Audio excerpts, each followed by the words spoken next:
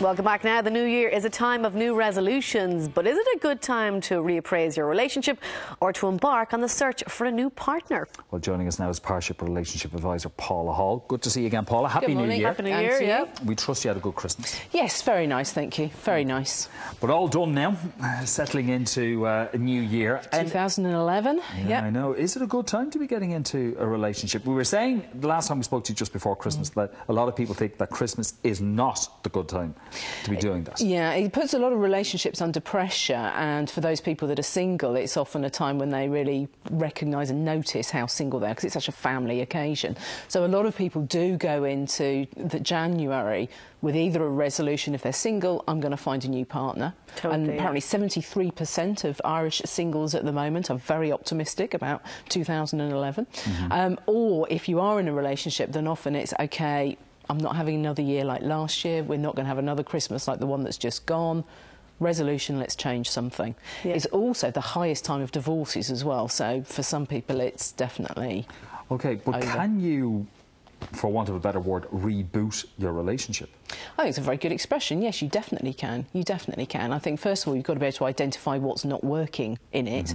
And I think what I would always say is you need to look at what it is that you can change. And often the mistake people make is we could give a whole list of things that our partner could do better, but you have to focus on the things that you can actually change, what you want to do differently, and begin to make those changes. And often the other person actually just changes as well and along with you. But you've got to be able to identify what it is that's not working first and foremost. But in a lot of those circumstances, if you do sit down to have a conversation with your partner, your wife, your husband, whatever, and say, look, things need to change, most times the other person doesn't think there's a problem. What I always say to couples is that if one of you's got a problem, the relationship's got a problem. Both of you are going to be unhappy if one of you is unhappy. And yes, you're right, some people will stubbornly say, this relationship is fine by me and I am not going to change it, in which case it might be the end of the road. You've got to make the decision whether to put up with it or leave if you haven't got the option of changing. But some people actually say, OK, you haven't got a problem, I'm not trying to tell you you've got a problem, but I have. I'm not happy in this relationship and therefore I think we need to do something about it. But it's, yeah, it's a difficult conversation to have, and for some people they don't want to change. I think, though, the new year must be good if things haven't been good in a relationship. It must be a good time to wipe the slate clean and start off afresh and be single. I imagine a lot of dating agencies must do huge business in January. 50%, yeah, 50% increase in January, and there's some whopping great statistic for the number of first dates that there are in January. It's double any other time of year, any other month of the year. January is double. So dating sites have twice as many people joining up, and there's a lot more people out there. And yeah, it is a really, really positive time. And I think when we talk about single people, we often tend to think of young people, but an awful lot of those singles are actually divorcees. They might be widows, widowers, people actually getting into a second relationship, and it can be a really exciting and optimistic time for them too.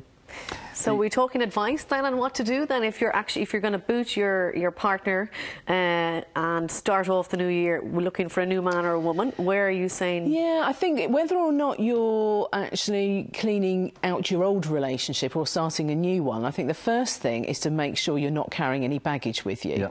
You've got to know what things have happened in your past that are your responsibility and actually learn from those mistakes, whether that's in a previous relationship, previous dating experiences, or within the relationship you're currently in. You know, what is it that's your responsibility to change, that you can change? And I think the other thing is something about looking at focusing on what you've got, not just on what you want. And a lot of single people can really struggle from low self-esteem and low self-confidence because they're noticing, what they don't have, rather than really thinking about the good things they can offer a relationship. And a lot of couples will be focusing on all the problems that they have.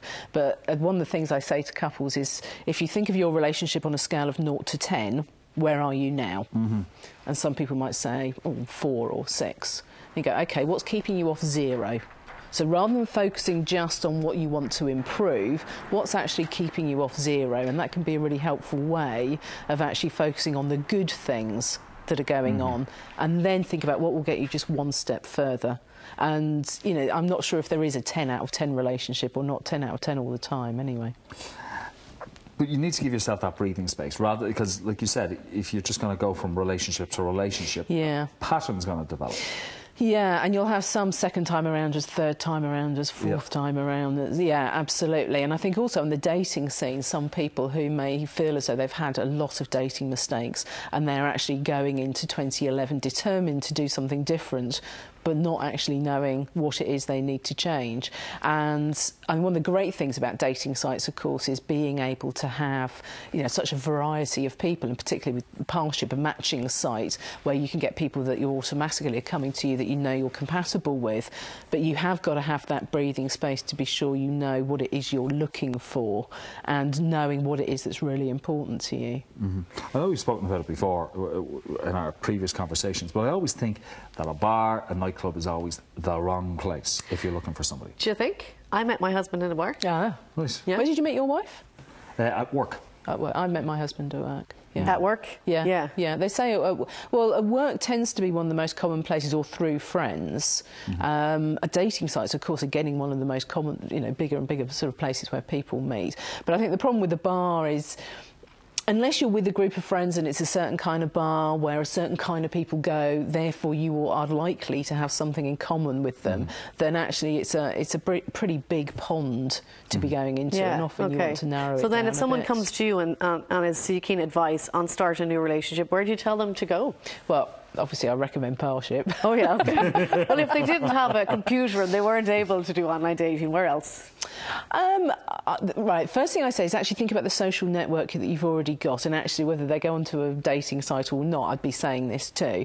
And often people don't realise just how many friends they have. So think about the different social groups you're part of and how many friends you know from there. Make sure you tell people that you're single and you're looking. And some people can be very shy about that. They don't want their friends to know. Get yourself invited to different things and just try and expand in all the different networks that you have. So get to know people in different departments at work. If you're a member of a church, start joining different activities there. Join the local yoga group. If you're at a gym, take on new classes. Whatever it is, just expand so that you're getting to know more and more people. Because it may well be, you know, a friend of a friend of a friend of a friend is the one for you. Should you take it quite seriously, or should you just relax about it? That's an interesting question. A bit of both, I guess. I think there's something about you need to take it seriously, but you need to not take yourself too seriously. Because I do think it does take some time, it does take some effort. I think particularly if you've got to a certain age where you're not constantly surrounded by new social groups, then actually unless you get out there, nothing's going to happen. But at the same time, I think if you lose perspective, you do have to realise that, you know, a relationship is only one part of our life. There are other relationships that are important, our friendships, family relationships, and, you know, nurture those as well and take pleasure from your career and your hobbies. So it's, keep some perspective too. Okay. Well, the good thing about it is it's only January, so you have a whole year if you're looking to find love and romance. Isn't that right? Absolutely. The time to be optimistic about it. Yes, definitely. As I say, 73% of Irish people, according to Parship's survey, are optimistic about 2011. So have to see if they can do a survey in December. And see how they got on. Yeah. Of course, for those who are thinking of rebooting their relationships, don't act on impulse. No. No. There's two of you involved in this, and it will always take two people to fix a relationship. So and evaluate what is actually been going wrong, the areas that you want to change, and prioritise it. Make sure you know what it is that's really important to you and focus on those bits. Okay, Paula, as ever, thanks so much.